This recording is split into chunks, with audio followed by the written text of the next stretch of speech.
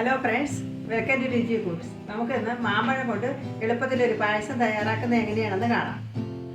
മാമ്പഴ പായസം തയ്യാറാക്കാൻ ഒരു 20 നാടൻ മാങ്ങ, അതായത് ചന്ദ്രക്കാരൻ മാങ്ങയാണ് ഞാനിവിടെ എടുത്തിരിക്കുന്നത്. ഒരു നാളികേരം ചിരകിയത്, 250 ഗ്രാം ശർക്കര, ഒരു ചെറിയ സ്പൂൺ ഏലക്കാപ്പൊടി. ഇത്രയാണ് മാമ്പഴ പായസം തയ്യാറാക്കാൻ ആവശ്യമായ സാധനങ്ങൾ. ആദ്യമായിട്ട് നമുക്കൊരു ചീനിച്ചട്ടി അടുപ്പിൽ വെച്ചിട്ട് ഈ ശർക്കര ഉരുക്കി അതിൻ്റെ കല്ലൊക്കെ എടുത്ത് നീറ്റാക്കാം. ഒരു 1.5 ഗ്ലാസ് വെള്ളമെങ്കിലും ഒഴിക്കാം. വെള്ളം കുറച്ച് കൂടിപ്പോയാലും പ്രശ്നമില്ല.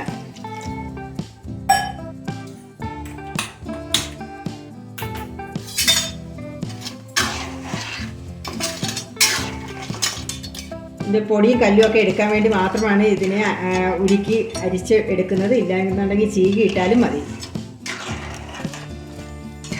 ശർക്കരയിൽ നിറയെ പൊടിയൊക്കെ ഉണ്ടാകും. എപ്പോഴും ഉരുക്കി എടുക്കുന്നതായിരിക്കും നല്ലത്.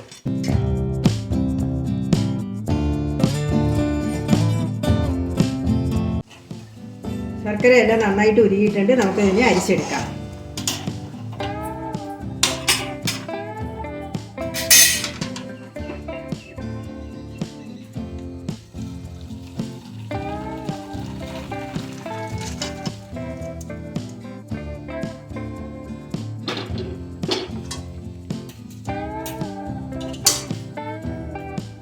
ശർക്കര ഉരുക്കി കല്ലെടുത്ത് വെച്ചിട്ടുണ്ട്. ഇനി നമുക്ക് തേങ്ങ അരച്ചൊന്ന് തേങ്ങാപ്പാൽ എടുത്തിട്ട് വരാം.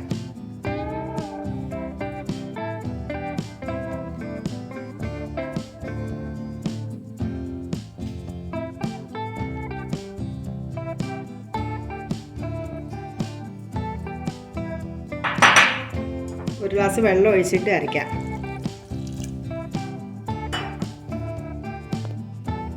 ഒന്നര ഗ്ലാസ് വെള്ളം ഒഴിച്ചിട്ട് തേങ്ങ നന്നായിട്ട് ഞാനിവിടെ അരച്ചെടുത്തിട്ടുണ്ട്. ഇനി ഇതിൻ്റെ പാലെടുക്കാം.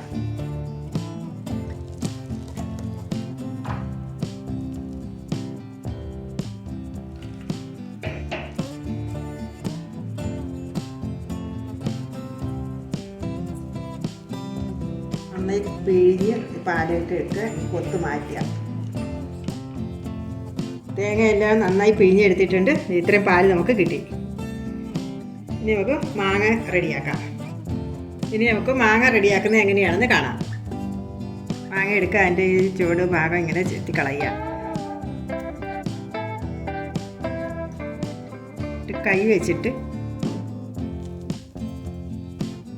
മാങ്ങയുടെ തൊണ്ട് ഇതേപോലെ എടുക്കുക.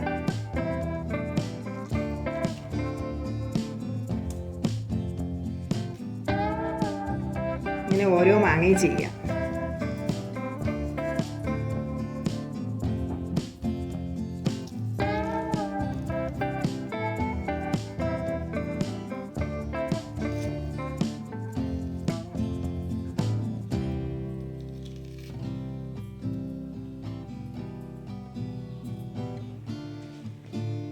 മാങ്ങയെല്ലാം ഞാൻ തൊണ്ട് കളഞ്ഞ് ഇവിടെ റെഡിയാക്കിയിട്ടുണ്ട്. ആ തൊണ്ട് കളയുന്നതിന് മുന്നേ ആ തൊണ്ട് പിഴിഞ്ഞ മാങ്ങയുടെ രസമാണിത്.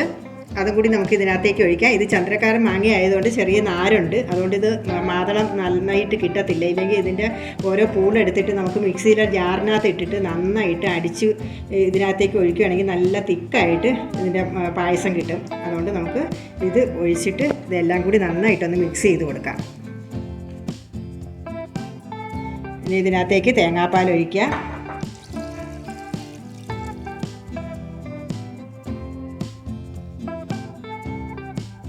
മാമ്പഴത്തിൽ ഞാൻ തേങ്ങാപ്പാൽ ഒഴിച്ചിട്ടുണ്ട്. എല്ലാ മാങ്ങയും എല്ലാം ഇതേമാതിരി ഒന്ന് പിഴിഞ്ഞ് വയ്ക്കുക. എല്ലാ മാങ്ങയും പിഴിഞ്ഞ് വെച്ചിട്ട് നമുക്ക് ശർക്കര പാനി ചേർത്ത് കൊടുക്കാം. മാങ്ങയെല്ലാം ഞാൻ നന്നായിട്ട് ഇവിടെ പിഴിഞ്ഞ് വെച്ചിട്ടുണ്ട്. ഇതിനകത്ത് നമുക്ക് ശർക്കര പാനി ചേർത്ത് കൊടുക്കാം.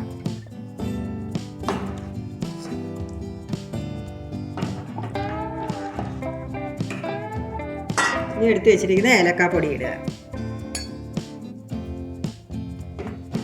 നല്ലതുപോലെ ഒന്ന് മിക്സ് ചെയ്യുക. അത് കഴിഞ്ഞിട്ട് 1 മണിക്കൂറെങ്കിലും ഫ്രിഡ്ജിനകത്ത് വെച്ചിട്ട് നന്നായി തണുപ്പിച്ചിട്ട് നമ്മളിത് എടുത്ത് ഉപയോഗിക്കാം.